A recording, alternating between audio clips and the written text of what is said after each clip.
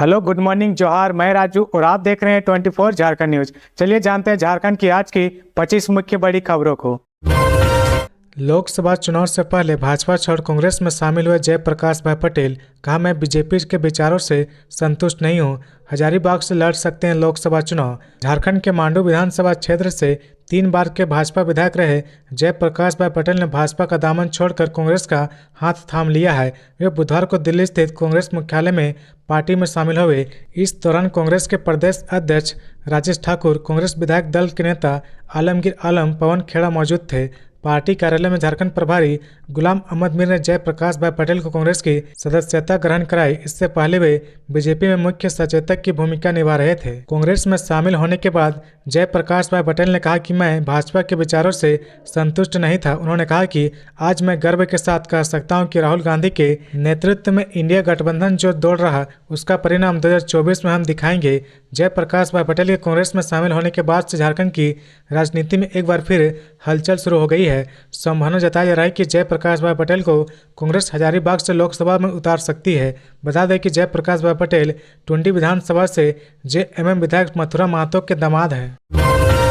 गुरुवार तक बारिश होगी, 22 मार्च से मौसम बदलने का आसार। बंगाल की खाड़ी में बने टर्फ का असर झारखंड में 21 मार्च तक रहेगा। दिन में धूप और शाम में तेज हवा के साथ बारिश होगी। 20 मार्च को इसका अधिक असर रहेगा। 21 मार्च से इसका असर कम होने लगेगा।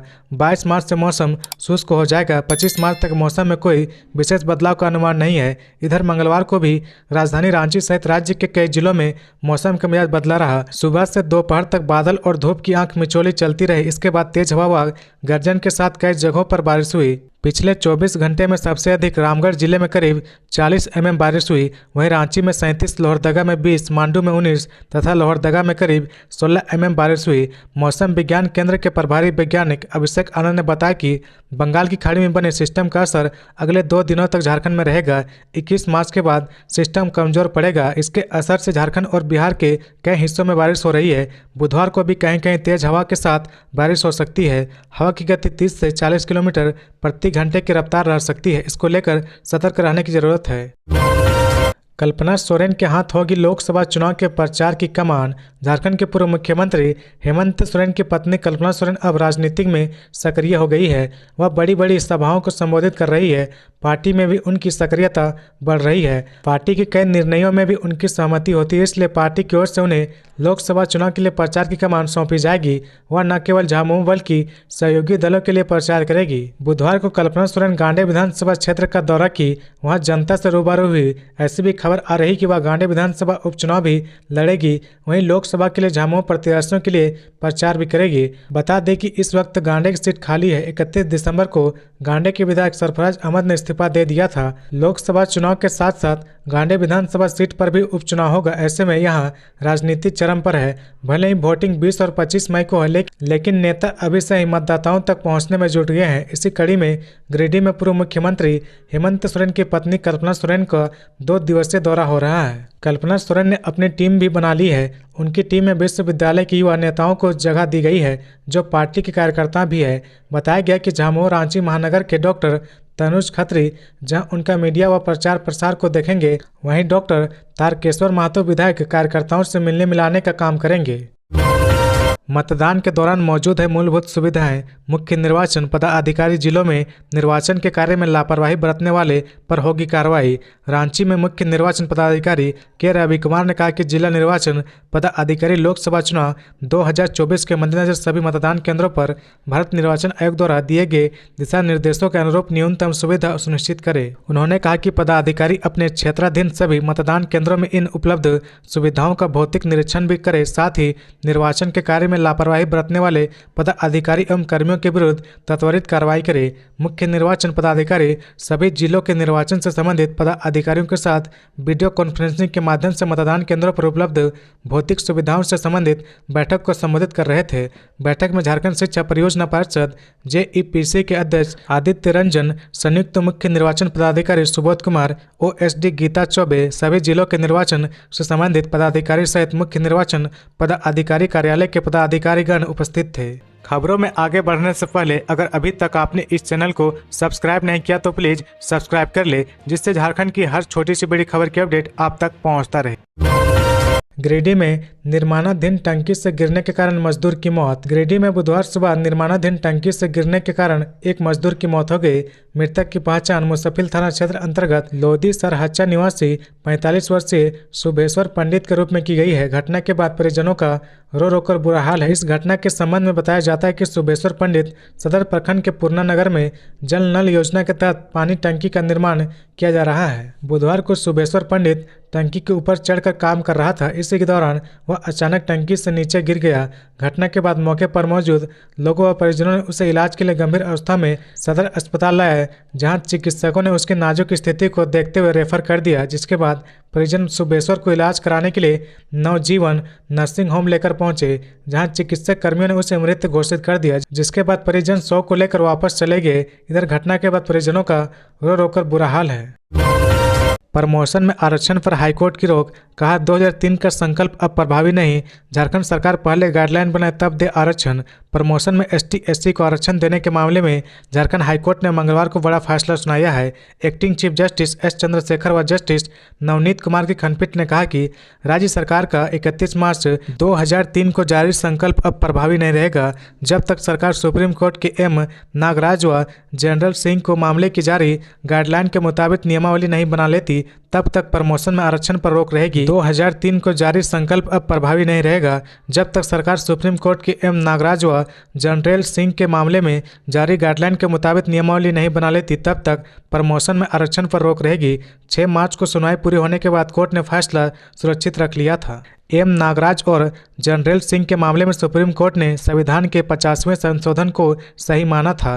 कहा था कि सभी राज्यों को इसको लेकर नियमावली बनानी होगी। सुप्रीम कोर्ट ने स्पष्ट किया था कि अगर किसी कैडर के प्रोन्नति वाले पद पर ST/SC की उपयुक्त भागीदारी है तो उन्हें प्रोन्नति में आरक्षण दे सकते हैं। यह मामला वर्ष 2003 से संलंबित है। दरअसल राज्य सरकार ने 31 मार्च 2003 को एक संकल्प जारी कर प्रमोशन में ST/SC को आरक्षण देने का फैसला किया था। सरकार ने सड़क निर्माण विभाग में तैनात ST/SC कैटेगरी के JE को असिस्टेंट इंजीनियर के पद पर प्रमोशन दिया था, जबकि सामान्य वर्ग को लाभ नहीं मिला। इस फैसले के विरोध में रघुवंश प्रसाद सहित 31 लोगों ने इसके खिलाफ याचिका दायर की थी। याचिकाकर्ता के वकील मनोज टंडन ने कोर्ट को बताया कि वर्ष 2003 में सरकार की ओर से सिर्फ संकल्प लाकर प्रमोशन में ST/SC को आरक्षण देना गलत है। याचिकाकर्ता की ओर से कोर्ट को बताया गया कि सुप्रीम कोर्ट ने वर्ष 2006 में M नागराज और जनरल सिंह के मामले में अपना फैसला सुनाया था। इसके बावजूद सरकार ने नियमावली नहीं बनाई है, इसलिए यह सुप्रीम कोर्ट की गाइडलाइन का उल्लंघन है। कोर्ट ने याचिकाकर्ता की दलील को सही मानते हुए सरकार के वर्ष 2003 में जारी संकल्प निष्प्रभावी घोषित कर दिया। कोर्ट ने कहा कि अब से सरकार तब तक प्रमोशन में ST/SC को आरक्षण नहीं दे सकती जब तक सुप्रीम कोर्ट के आदेश के मुताबिक नियमावली नहीं बना लेती। राजभवन के सामने आमरण अनशन पर बैठे इन संगठनों को हटाया गया। लोकसभा चुनाव के मद्देनजर लागू आचार संहिता का असर बुधवार को रांची में राजभवन के सामने दिखाई पड़ा। पुलिस और प्रशासन के अधिकारियों ने मिलकर बुधवार को यहां चल रहे झारखंड दिव्यांग आंदोलन संघ एवं राष्ट्रीय युवा शक्ति के अनशन और धरना प्रदर्शन को हटा दिया गया। अधिकारियों ने आंदोलनकारियों को लोकसभा चुनाव 2024 के आचार संहिता के तहत तत्काल धरना प्रदर्शन हटाने को कहा। इस पर तत्काल अमल किया गया। इस दौरान अधिकारियों के साथ कोतवाली इंस्पेक्टर भी मौजूद रहे। इस बीच अनुमंडल पदाधिकारी सदर रांची उत्कर्ष कुमार द्वारा धरना प्रदर्शन कर लोगों को आचार संहिता के बारे में जानकारी दी गई। बताया कि आचार संहिता के दौरान सार्वजनिक और सरकारी संपत्ति पर नारा लिखना, पोस्टर व पंपलेट चिपकाना, पार्टी विशेष का झंडा लगाना, सड़कों पर बैनर, होर्डिंग और तोरण द्वार लगाना प्रतिबंधित है, जिस पर धरना प्रदर्शन कर रहे लोगों द्वारा सहमति जताई गई। जानकारी हो कि चुनाव प्रक्रिया खत्म होने या 60 दिनों तक धारा 144 लागू रहेगी। शादी, बारात पार्टी, शव यात्रा, हाट बाजार, मरीजों को लेकर अस्पताल जा रहे लोगों, विद्यालय या महाविद्यालय जाने वाले विद्यार्थियों, सरकारी कर्मचारी व पुलिस बल पर यह लागू नहीं होगी।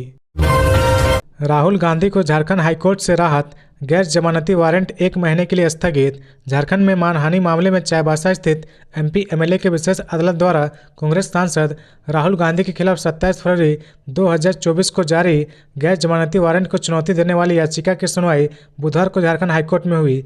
मामले में झारखंड हाईकोर्ट ने राहुल गांधी के खिलाफ चाईबासा की MP MLA कोर्ट द्वारा जारी गैर जमानती वारंट को 1 महीने के लिए शर्त के साथ स्थगित कर दिया है। साथ ही राहुल गांधी को ट्रायल फेस करने के लिए कानून सम्मत कदम उठाने का निर्देश दिया है। इसके साथ ही न्यायालय ने राहुल गांधी की याचिका को निष्पादित कर दिया है। कांग्रेस सांसद राहुल गांधी को चाईबासा स्थित एमपी एमएलए कोर्ट सशरीर हाजिर होने का आदेश दिया गया था। कोर्ट ने राहुल गांधी को 27 मार्च को सशरीर कोर्ट में हाजिर होने को कहा है। मामला साल 2018 का है। उस दौरान नई दिल्ली में हुए कांग्रेस के अधिवेशन में राहुल गांधी ने कहा था कि भाजपा में कोई भी हत्यारा राष्ट्रीय अध्यक्ष बन सकता है। उस वक्त भाजपा के राष्ट्रीय अध्यक्ष के पद पर वर्तमान गृह मंत्री अमित शाह थे। राहुल की इस बयानबाजी के खिलाफ भाजपा युवा मोर्चा के प्रदेश उपाध्यक्ष प्रताप कटिहार ने चाईबासा में एमपी एमएलए कोर्ट में केस दर्ज कराया था। हालांकि इस मामले को रांची के एमपी एमएलए कोर्ट में ट्रांसफर कर दिया गया था, लेकिन चाईबासा में एमपी एमएलए कोर्ट शुरू होने के बाद इसे चाईबासा ट्रांसफर कर दिया गया था। अधिवक्ता केशव प्रसाद ने बताया कि अप्रैल 2022 में चाईबासा एमपी एमएलए कोर्ट ने इस मामले में राहुल गांधी के खिलाफ जमानती वारंट जारी किया था, जिस पर कोई संज्ञान नहीं लिया गया। सीता सोरेन के भाजपा में जाने पर झामुमो का बड़ा बयान। पार्टी छोड़कर जाने वालों का हाल सबने देखा है। झामुमो महासचिव सुप्रिया भट्टाचार्य ने सीता सोरेन के भाजपा में शामिल होने पर कहा कि यह अति राजनीतिक महत्वाकांक्षी भरा कदम है। झामुमो छोड़कर जाने वालों का हाल लोगों ने देखा है। श्री भट्टाचार्य ने कहा कि सुबह 10:20 में पार्टी कार्यालय में उनका इस्तीफा आया। 11 बजे तक इसकी सूचना गुरुजी को दे दी गई। गुरुजी ने कहा कि हम बहुत से बात करेंगे। इसके 1 घंटे बाद सूचना आई कि वह भाजपा ज्वाइन कर रही है। सीता सोरेन ने गुरुजी को बात करने तक का समय नहीं दिया। इसका मतलब साफ है कि वह प्री प्लान था।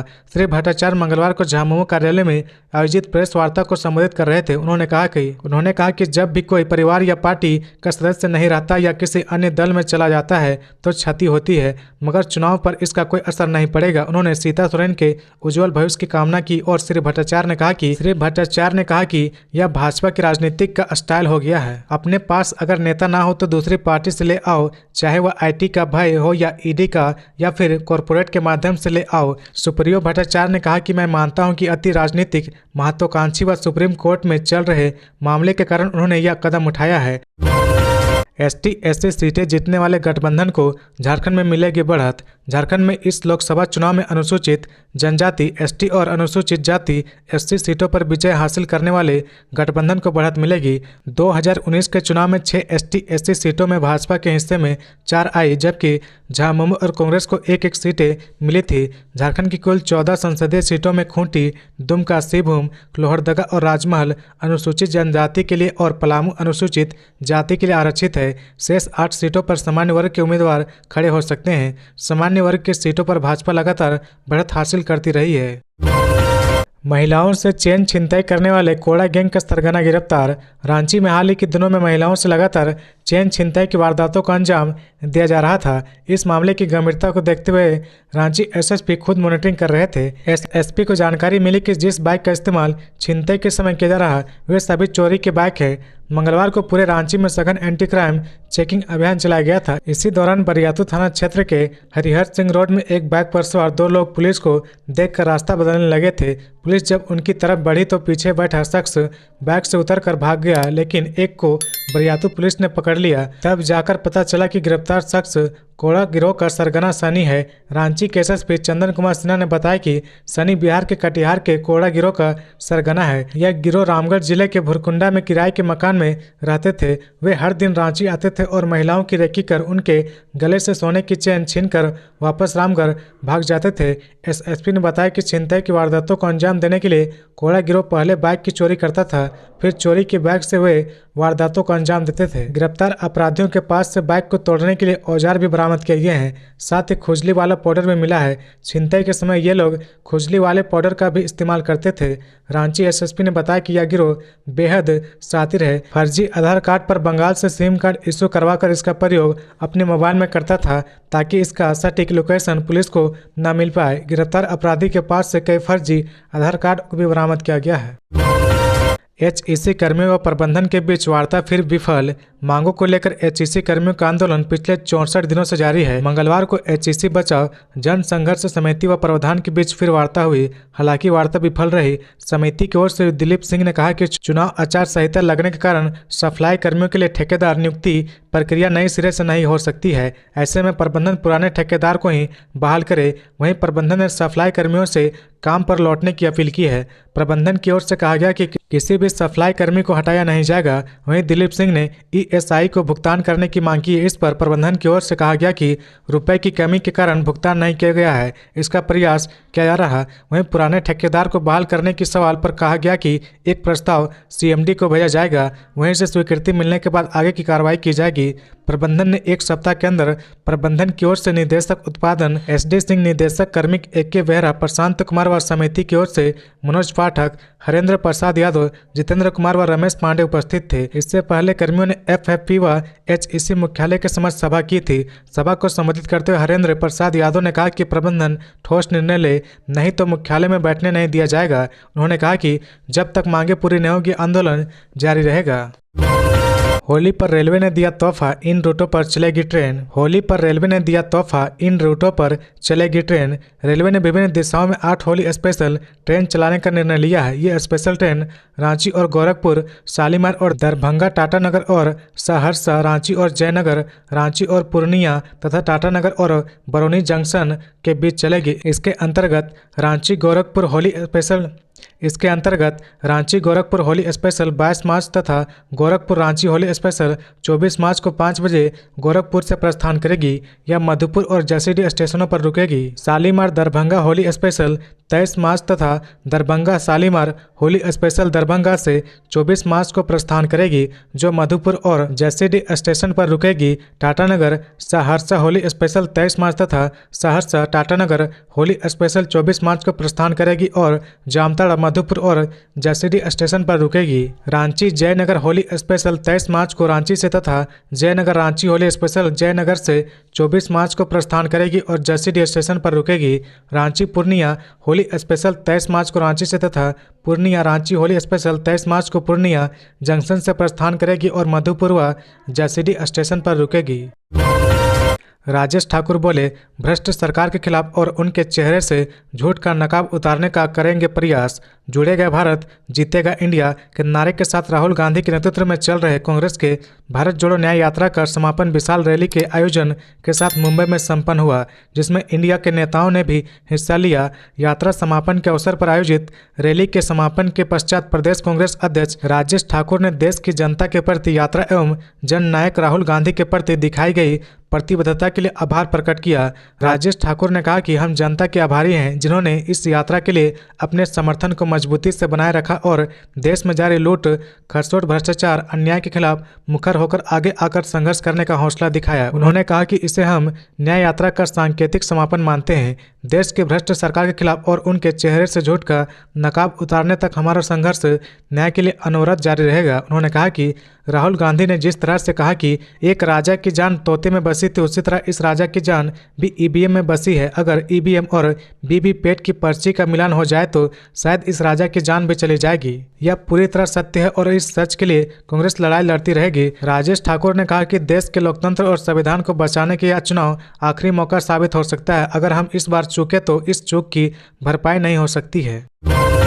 जेपीएससी पीटी का विरोध करना पड़ा महंगा, 43 अभ्यर्थियों पर केस दर्ज। झारखंड लोक सेवा आयोग जेपीएससी की प्रारंभिक परीक्षा का विरोध करना परीक्षार्थियों को महंगा पड़ा। उपेंद्र नाथ वर्मा इंटर कॉलेज के प्राचार्य सह केंद्राधीक्षक धनेश्वर प्रसाद ने सदर थाने में 43 जेपीएससी परीक्षार्थियों के खिलाफ प्राथमिकी भी दर्ज कराई है। परीक्षार्थियों पर परीक्षा को बाधित करने, विधि व्यवस्था भंग करने, परीक्षा का बहिष्कार करने व हंगामा खड़ा कर शांति भंग करने का आरोप लगाया है। प्राचार्य ने बताया कि 17 मार्च को जेपीएससी द्वारा रविवार को प्रारंभिक परीक्षा आयोजित हुई थी। इसमें सभी मानक शर्तों को पूरा करते हुए प्रश्न पत्र का पैकेट खोला गया था, लेकिन 43 अभ्यर्थियों द्वारा हंगामा किया गया। सदर थाना प्रभारी विपिन कुमार ने बताया कि कॉलेज के प्राचार्य के आवेदन के आधार पर मामला दर्ज किया गया है। आगे की कार्रवाई की जा रही है। प्रारंभिक परीक्षा के दौरान अभ्यर्थियों ने प्राचार्य के कार्यालय में प्रश्न पत्र खोलने का आरोप लगाकर जमकर विरोध किया था।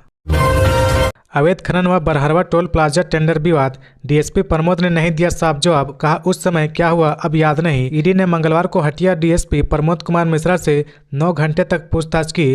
प्रमोद मिश्रा सुबह 11:15 में ईडी ऑफिस पहुंचे और रात के 8:30 बजे निकले। साहेबगंज में 1250 करोड़ के अवैध पत्थर खनन और बरहरवा टोल प्लाजा के टेंडर विवाद में 24 घंटे में ही सुपरविजन करते हुए मंत्री आलमगीर आलम व पंकज मिश्रा को क्लीन चिट देने के मामले में उनसे सवाल पूछे गए। इस दौरान ईडी अधिकारियों ने अवैध खनन मामले में अहम गवाह रहे विजय हांसदा को गवाही से मुकरने के मामले में भी डीएसपी से कई सवाल पूछा। ईडी ने जानना चाहा कि अवैध खनन और विजय हांसदा को मदद करने के बदले उन्हें क्या फायदा हुआ, किसके दबाव में यह किया गया। इसके अलावा अवैध पत्थर खनन मामले में उन्होंने बरहरवा के एसडीपीओ रहते कितनी कार्रवाई की, शिकायत आने के बाद भी कार्रवाई क्यों नहीं किया। हालांकि प्रमोद ने बरहरवा टोल प्लाजा टेंडर विवाद, अवैध खनन सहित अन्य मामलों को काफ़ी पुराना बताते हुए कहा कि किसी के दबाव में कुछ नहीं किया गया, तब क्या हुआ था यह पूरी तरह याद नहीं है। सांसद निशिकांत दुबे ने किया दावा, गांडे उपचुनाव के बाद चंपई की कुर्सी छीन जाएगी। गांडे विधानसभा उपचुनाव के बाद मुख्यमंत्री चंपई सोरेन की कुर्सी छीन जाएगी। उक्त बात गोड्डा से भाजपा सांसद डॉक्टर निशिकांत दुबे ने पत्रकारों से कही है। उन्होंने कहा कि पूर्व सीएम हेमंत सोरेन की पत्नी गांडे उपचुनाव मुख्यमंत्री बनने के लिए ही लड़ना चाह रही है। उन्होंने कहा कि पूर्व सीएम हेमंत सोरेन की पत्नी गांडे उपचुनाव मुख्यमंत्री बनने के लिए लड़ना चाह रही है। अगर कल्पना गांडे उपचुनाव में जीत हासिल करती है तो सबसे पहले चंपई सोरेन को सीएम पद से हटाकर खुद सीएम बनने का प्रयास करेगी, लेकिन भाजपा गांडे में भी कल्पना को जीतने नहीं देगी। डॉक्टर निशिकांत दुबे ने कहा कि कल्पना राजमहल लोकसभा से लड़ेगी या गांडे विधानसभा से लड़ेगी, इसका अभी कोई ठिकाना नहीं है। उन्होंने कहा कि कांग्रेस को अमेठी व रायबरेली जैसी पुश्तैनी सीट छोड़नी पड़ रही है। इन दोनों सीटों पर कांग्रेस को उम्मीदवार नहीं मिल रहे हैं।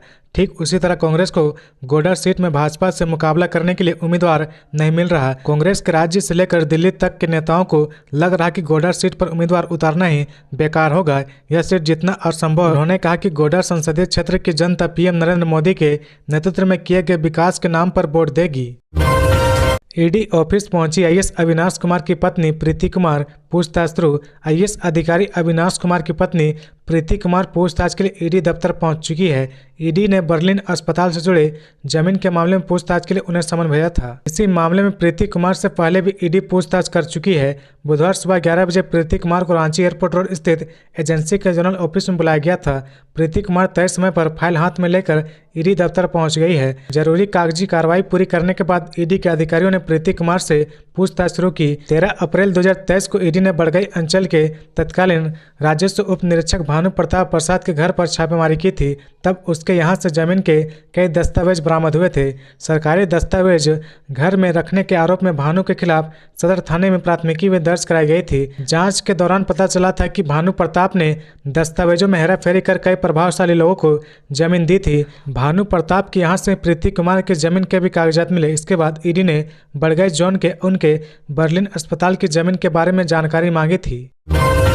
सरयू रॉय नहीं लड़ रहे लोकसभा चुनाव, बोले चुनाव की चर्चा महज अटकलें हैं। पूर्व जमशेदपुर विधानसभा की जनता का ऋण चुकाना है। जमशेदपुर पूर्वी के विधायक सरयू रॉय ने मंगलवार को स्पष्ट किया कि धनबाद या चतरा से उनके लोकसभा का चुनाव लड़ने की बातें महज राजनीतिक अटकलें हैं। इस बारे में किसी भी राष्ट्रीय अथवा क्षेत्रीय दल के किसी नेता से उन्होंने बात नहीं की है और न तो उन्होंने इस बारे में किसी से भी कोई बात किया है। उन्होंने कहा कि उनके पास रोज धनबाद लोकसभा क्षेत्र के विभिन्न प्रखंडों से सैकड़ों फोन आ रहे हैं। इसी चतरा से भी बड़ी संख्या में फोन आ रहे कि वे वहां से लोकसभा चुनाव लड़े। इसके कारण कई तरह की भर्तियां फैल गई है। उन्होंने कहा कि अभी तक मुझे धनबाद अथवा चतरा से चुनाव लड़ने के लिए भारतीय जनता पार्टी के किसी भी राष्ट्रीय स्तर के नेता ने संपर्क नहीं किया है। अपनी तरफ से भाजपा के किसी भी बड़े नेता से एक बार भी संपर्क नहीं किया है। कुछ दिनों से जनता दल यूनाइटेड से भी मेरे चुनाव लड़ने की बातें सोशल मीडिया और समाचार पत्रों में आ रही है। कहा जा रहा है कि नीतीश कुमार जी मेरे व्यक्तिगत मित्र है, इसलिए वह धनबाद की सीट भाजपा से लेकर मुझे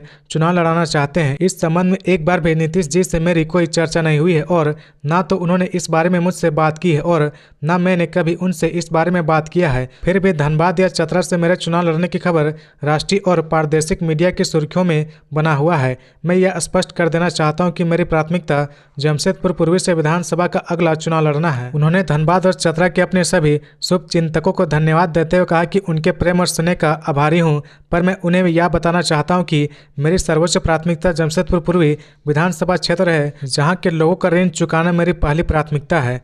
जहां के लोगों का ऋण चुकाना मेरी पहली प्राथमिकता है। तो ये थी आज की झारखंड की टॉप बड़ी खबरें। इसी तरह झारखंड की हर छोटी सी बड़ी खबर देखने के लिए आप हमारे चैनल 24 झारखंड न्यूज को सब्सक्राइब करके बेल आइकन प्रेस कर ले, जिससे झारखंड की हर छोटी सी बड़ी खबर की अपडेट आप तक पहुंचता रहे। तो आज के लिए बस इतना ही, हमें दीजिए इजाजत, फिर मिलते हैं नेक्स्ट न्यूज में।